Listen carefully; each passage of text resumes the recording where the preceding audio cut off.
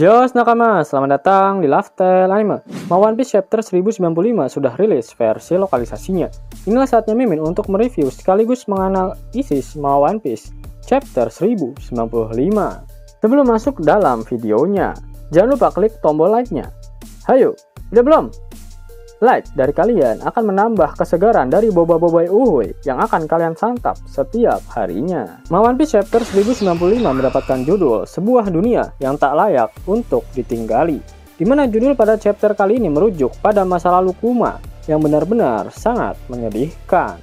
One Piece Chapter 1095 diawali dengan memperlihatkan para kroco angkatan laut yang berlarian menjauh dari pusat kota di area Fabrio Face. Setelah mereka mendengar pengumuman mengenai kemunculan dari salah satu kakek Sugiono di Pulau Egghead, para angkatan laut berpangkat Rear Admiral dan Kapten diminta untuk terus berjaga-jaga. Sedangkan angkatan laut yang memiliki pangkat di bawahnya diminta untuk meninggalkan pusat kota, karena mereka semua tak layak untuk melihat keberadaan dari salah satu Gorosei di sana.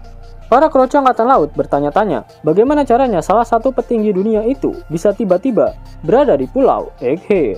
Terjadi percakapan di antara kroco angkatan laut. Salah satu dari mereka berkata jika dia hanya pernah melihat para Gorosei dari lukisan mereka saja. Di sisi lain, ada yang mempertanyakan mengenai kilatan-kilatan hitam yang muncul di sekitar Saint Saturn berada. Kroco yang lain berkata jika Admiral akan turun tangan ketika salah satu Tenryubito mendapatkan masalah saat berada di dunia. Namun Gorosei berbeda, kedudukannya di atas para dewa-dewa tersebut. Kroco di sebelahnya mengartikan pernyataan temannya bahwa dia sama saja seperti berkata, Gorosei Saturn datang secara tiba-tiba langsung dari Merichoa. Benar saja diperlihatkan banyak kilatan hitam di area sekitar dari Gorosei Saturn. Sudah dapat dipastikan kilatan hitam itu merupakan haki raja yang dimiliki oleh Saturn. Saturn masih diperlihatkan dalam kondisi tertusuk oleh Bonnie. Vegapunk, Franky, dan juga Sanji berteriak menanyakan apa yang sebenarnya Bonnie sedang lakukan. Sedangkan para angkatan laut mengkhawatirkan Saint Saturn yang terkena luka tusukan. Para Vice Admiral terlihat langsung bergegas menuju ke arah Saint Saturn berada. Terdapat 3 Vice Admiral, yaitu Vice Admiral berbadan besar dan berjenggot lebat. Lalu ada Vice Admiral Doberman, dan juga Vice Admiral dengan jambul katulistiwa. Mereka memerintahkan para angkatan laut untuk bersiap menembak Bonnie, karena yang sedang terluka adalah petinggi dunia yang memiliki kekuasaan tertinggi di dunia ini. Vegapunk berteriak memanggil nama Bonnie. Kesal dengan semua kebisingan yang terjadi, Saturn meminta semuanya untuk diam. Bahkan dia menyebut semua orang dengan sebutan serangga. Saturn berkata dia sebenarnya bisa menghindari tikaman dari Bonnie jika dia mau. Kedua mata Saturn menyala, dan seketika seperti ada yang menghantam kepala Bonnie dengan keras, dan hasil kepalanya mengencrotkan darah. Bonnie terjatuh, namun Saturn dengan sigap langsung meremas tubuh aduhai milik Bonnie. Sanji yang berusaha untuk menyelamatkan Bonnie secara goib, kepala Sanji juga terkena hantaman yang keras hingga mengeluarkan darah. Namun baik Sanji dan Bonnie kepalanya tidak meledak seperti apa yang terjadi pada kroco angkatan laut di One Piece Chapter 1094 yang lalu. Saturn langsung mencabut pedang yang menancap di dadanya dan seketika lukanya langsung menghilang.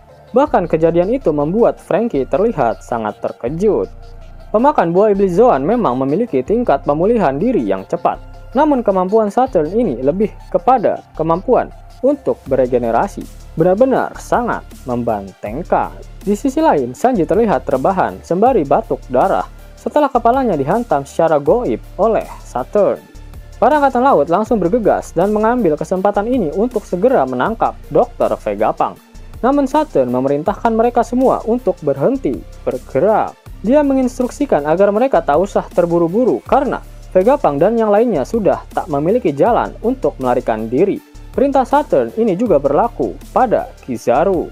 Saturn kecewa karena Kizaru bekerja dengan lambat. Kizaru terlihat rebahan di atas tanah, sembari memegangi kepalanya. Dia meminta maaf pada Saturn sekaligus menyesal.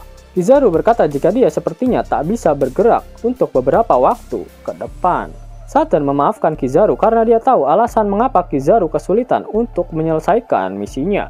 Luffy diperlihatkan juga rebahan di atas tanah, dengan kondisi tubuh dan wajah yang berubah menjadi tua. Saturn yang menyadari kondisi Luffy langsung bergegas untuk menginjaknya.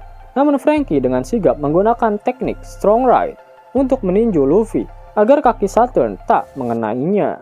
Franky kembali memanjangkan lengannya dan kali ini berhasil menangkap tubuh Luffy. Saturn sadar jika Luffy memiliki kru yang kuat. Franky tertawa ketika menyadari pemimpin tertinggi dunia bahkan mengincar kepala dari kaptennya. Saturn kembali berkata jika aliansi antara Luffy si topi jerami dengan Jewelry Bonnie di insiden kali ini di luar dari perkiraannya. Akan tetapi mereka saat ini sudah dikepung oleh angkatan laut di dalam sebuah pulau yang berada di ujung kehancuran. Saturn akan senang menyaksikan jika ada plot twist yang menyebabkan mereka semua dapat melarikan diri dari Pulau Egghead. Saturn sangat menyayangkan pengkhianatan yang dilakukan oleh Dr. Vegapunk. Dia lantas berterima kasih pada Vegapunk untuk segala kontribusinya terhadap kemajuan bidang militer milik pemerintah dunia. Saturn kemudian meminta Vegapunk siapa yang dia pilih untuk mati terlebih dahulu dengan urutan kematian yang paling menyakitkan. Saturn sangat ingin Vegapunk mati dengan penuh rasa penyesalan karena dia telah berani menentang pemerintah dunia. Mengapa ketika manusia diperintahkan untuk tidak melakukan sesuatu hal, mereka malah melakukannya? Ucap Saturn. Saturn meremas tubuh aduhai Bonnie semakin keras sampai Bonnie teriak keenakan. Kesakitan. Sanji meminta Saturn untuk menghentikan perbuatan bejatnya. Di sisi lain, Franky bertanya pada yang lain apakah mereka semua bisa bergerak. Vegapunk berkata jika tidak mungkin ada gaya yang dapat menahan mereka untuk tidak bisa bergerak. Jika hal ini bukan kekuatan dari ilmu pengetahuan, sudah dapat dipastikan jika ini adalah kemampuan dari buah iblis. Sedangkan Sanji masih mengkhawatirkan keadaan Bonnie. Sambil menangis, Bonnie berkata jika Saturnlah yang bertanggung jawab atas kematian ayahnya. Saturn sadar jika yang dimaksud Bonnie adalah Kuma.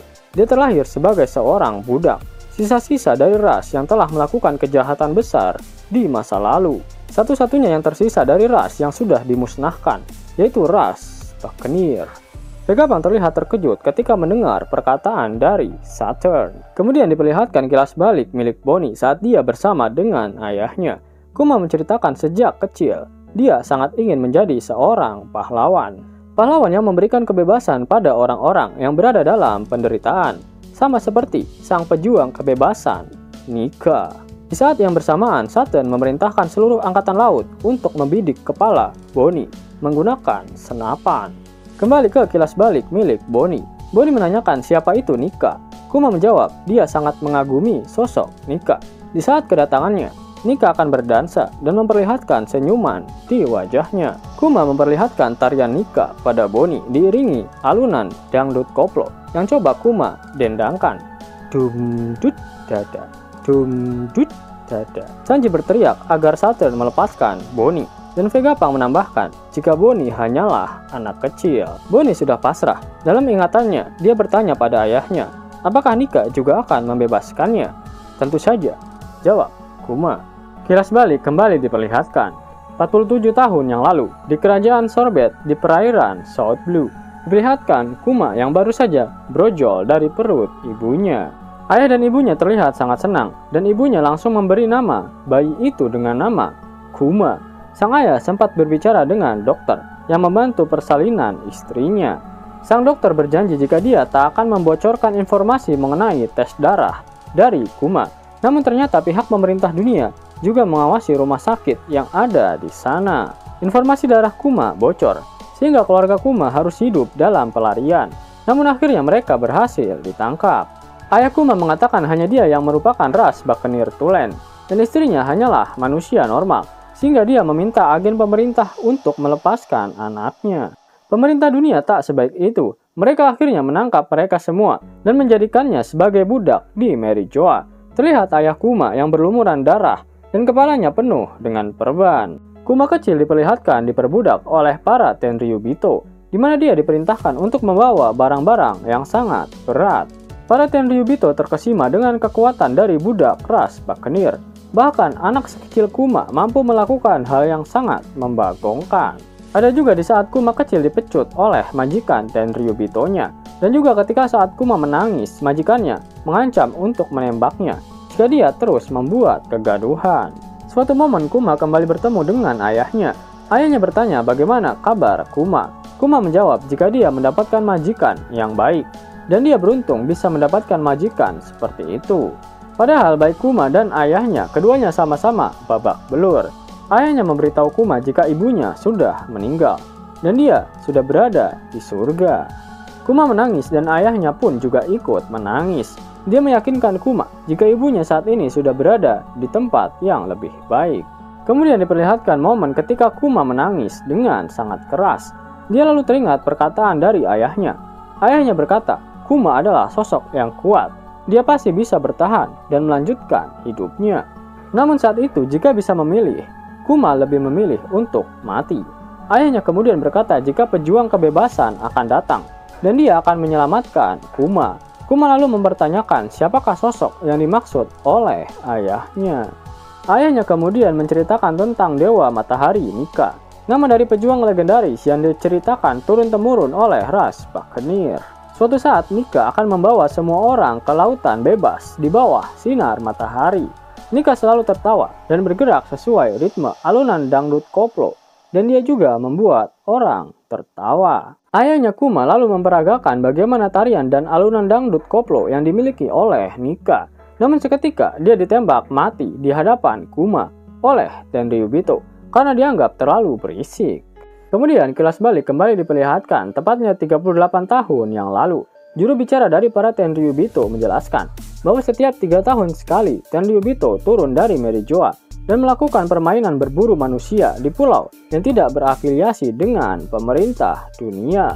Tenryubito melepaskan budak-budak yang bermasalah di pulau itu dan memberantas mereka berbarengan dengan penduduk asli dari pulau tersebut. Setelah itu, pemerintah dunia mengklaim pulau tersebut sebagai milik mereka.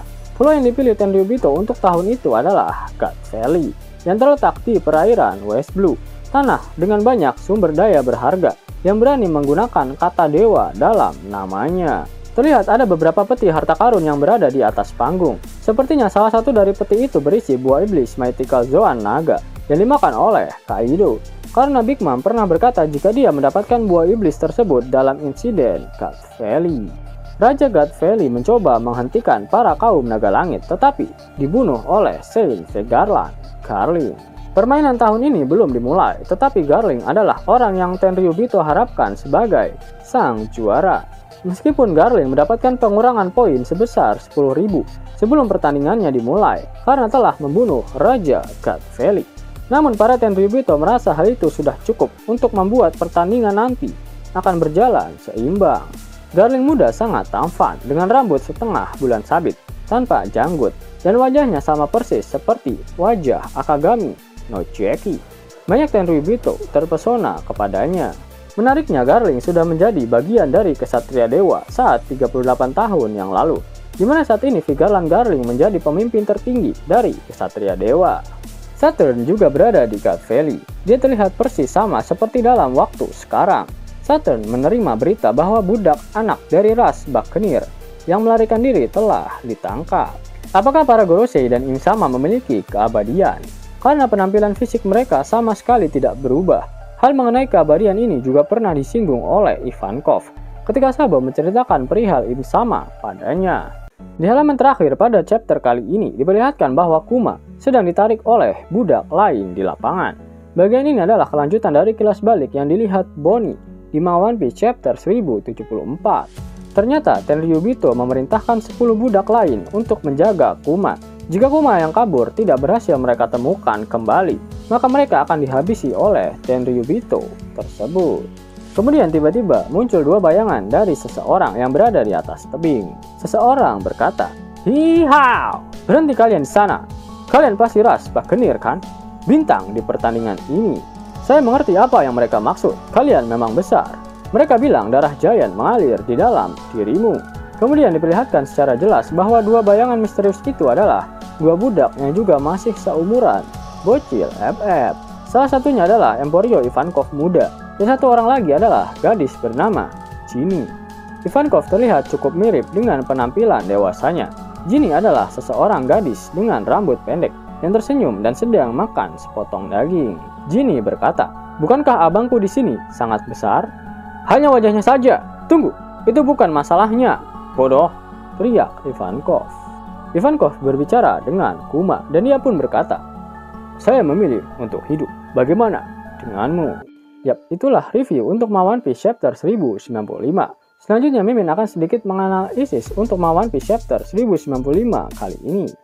Kita awali dengan Sanji. Apakah kalian Fanguys nomor 4 menyadari jika pose Sanji pada chapter kali ini merepresentasikan sosok Sun God Nika? Kalian bisa melihat ketika Sanji mendapatkan serangan goib dari Saturn di bagian kepala.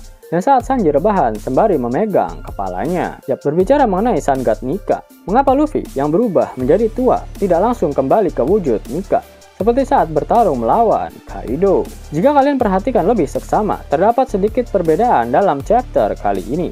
Ketika bertarung melawan Kaido, Luffy yang berubah menjadi tua masih dalam keadaan melek, sehingga dia bisa membunyikan irama genderang pembebasannya dan seketika kembali ke wujud Nika. Namun pada chapter 1095 kali ini, Luffy terlihat dalam keadaan tertidur. Apakah harus ada seseorang yang mendendangkan irama dangdut koplo milik Nika agar dia bisa bangun? Sama seperti kasus robot kuno yang matanya menyala ketika mendengar suara denyut jantung dari Nika. Apakah Bonnie akan melakukannya atau Kuma akan datang dengan tarian Nika beserta alunan gendangnya? Menarik untuk dinantikan. Selain itu, Haki Raja Saturn di highlight pada chapter kali ini. Terlihat peti hitam yang menyambar-nyambar di area sekitar Saint Saturn. Itu artinya Saturn selalu mengaktifkan advance Haki Rajanya. Itulah mengapa orang-orang kuat di sana merasakan kengerian dari aura Saturn yang membuat mereka bahkan berhenti bergerak untuk beberapa saat. Apa mungkin kekuatan yang membuat grup Sanji tak dapat bergerak adalah karena kemampuan Haki Raja milik Saturn? Seperti saat Shanks membuat Green Bull tak dapat bergerak. Atau itu murni kekuatan dari buah iblis milik Saturn? Berbicara mengenai kekuatan buah iblis milik Saturn, apakah kemampuannya yang dapat menghilangkan luka dalam sekejap adalah kemampuan regenerasi atau kemampuan untuk memutar kembali waktu? Karena Saturn identik dengan Dewa Kronos yang memiliki kemampuan untuk mengendalikan waktu. Pada akhir One Piece Chapter 1095, Oda Sensei mengeluarkan kata-kata mutiaranya. Dan itu artinya minggu depan One Piece libur terus. Wahai para nakama Opler yang budiman, kalian masih bingung mau nonton anime One Piece di mana? Di aplikasi VidNow aja, gratis. Ada koleksi movie dan live action One Piece juga loh. Buruan download, link ada di kolom deskripsi ya nakama. Namun sebelum Mimin masuk ke dalam pembahasannya, Laftel Anime yang berkolaborasi dengan Misfit Society kembali mengeluarkan kaos terbaru nih, yaitu desain Zoro dalam mode Asura loh. Keren banget pokoknya. Gak percaya? Silahkan dicek it out videonya.